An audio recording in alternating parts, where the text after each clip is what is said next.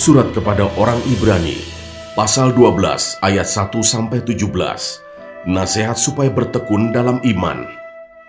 Karena kita mempunyai banyak saksi, bagaikan awan yang mengelilingi kita, marilah kita menanggalkan semua beban dan dosa yang begitu merintangi kita, dan berlomba dengan tekun dalam perlombaan yang diwajibkan bagi kita.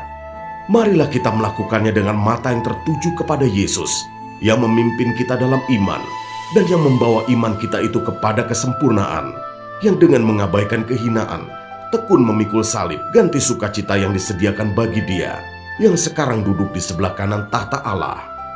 Ingatlah selalu akan Dia, yang tekun menanggung bantahan yang sehebat itu terhadap dirinya, dari pihak orang-orang berdosa, supaya jangan kamu menjadi lemah dan putus asa. Dalam pergumulan kamu melawan dosa, kamu belum sampai mencucurkan darah, dan sudah lupakah kamu akan nasihat yang berbicara kepada kamu, seperti kepada anak-anak? Hai anakku, janganlah anggap enteng didikan Tuhan, dan janganlah putus asa apabila engkau diperingatkannya. Karena Tuhan menghajar orang yang dikasihinya, dan Ia menyesah orang yang diakuinya sebagai anak. Jika kamu harus menanggung ganjaran, Allah memperlakukan kamu seperti anak. Di manakah terdapat anak yang tidak dihajar oleh ayahnya? Tetapi, jikalau kamu bebas dari ganjaran yang harus diderita setiap orang, maka kamu bukanlah anak, tetapi anak-anak gampang. Selanjutnya, dari ayah kita yang sebenarnya kita beroleh ganjaran, dan mereka kita hormati. Kalau demikian, bukankah kita harus lebih taat kepada Bapa segala roh, supaya kita boleh hidup? Sebab mereka mendidik kita dalam waktu yang pendek, sesuai dengan apa yang mereka anggap baik. Tetapi Dia menghajar kita untuk kebaikan kita, supaya kita beroleh bagian dalam kekudusannya. Memang tiap-tiap ganjaran pada waktu ia diberikan tidak mendatangkan sukacita, tetapi duka cita.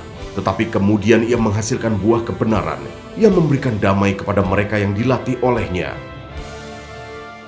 Sebab itu, kuatkanlah tangan yang lemah dan lutut yang goyah, dan luruskanlah jalan bagi kakimu, sehingga yang pincang jangan terplecok, tetapi menjadi sembuh.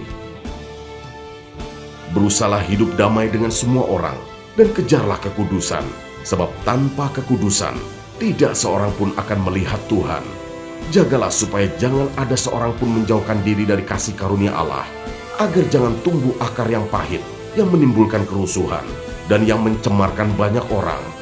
Janganlah ada orang yang menjadi cabul, atau yang mempunyai nafsu yang rendah seperti Esau, yang menjual hak kesulungannya untuk sepiring makanan.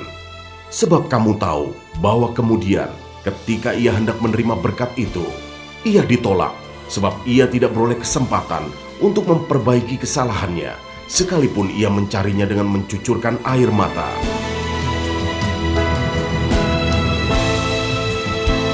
Ayat 18-29, tanggung jawab yang berat. Sebab kamu tidak datang kepada gunung yang dapat disentuh, dan api yang menyala-nyala, kepada kekelaman, kegelapan, dan angin badai, kepada bunyi sangkakala, dan bunyi suara yang membuat mereka yang mendengarnya memohon, supaya jangan lagi berbicara kepada mereka, sebab mereka tidak tahan mendengar perintah ini. Bahkan jika binatang pun yang menyentuh gunung, ia harus dilempari dengan batu. Dan sangat mengerikan pemandangan itu, sehingga Musa berkata, "Aku sangat ketakutan dan sangat gemetar." Tetapi kamu sudah datang ke Bukit Sion, ke kota Allah yang hidup, Yerusalem sorgawi, dan kepada beribu-ribu malaikat, suatu kumpulan yang meriah, dan kepada jemaat anak-anak sulung yang namanya terdaftar di sorga, dan kepada Allah yang menghakimi semua orang, dan kepada roh-roh orang-orang benar yang telah menjadi sempurna, dan kepada Yesus, pengantara perjanjian baru, dan kepada darah pemercikan yang berbicara lebih kuat daripada darah Habel.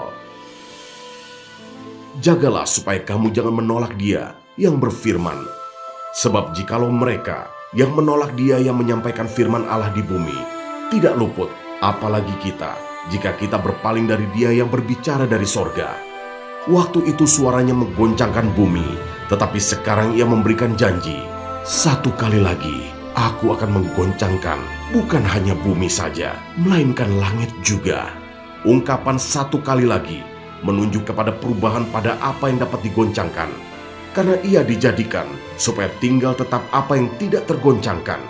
Jadi, karena kita menerima kerajaan yang tidak tergoncangkan, marilah kita mengucap syukur dan beribadah kepada Allah menurut cara yang berkenan kepadanya dengan hormat dan takut. Sebab Allah kita adalah api yang menghanguskan.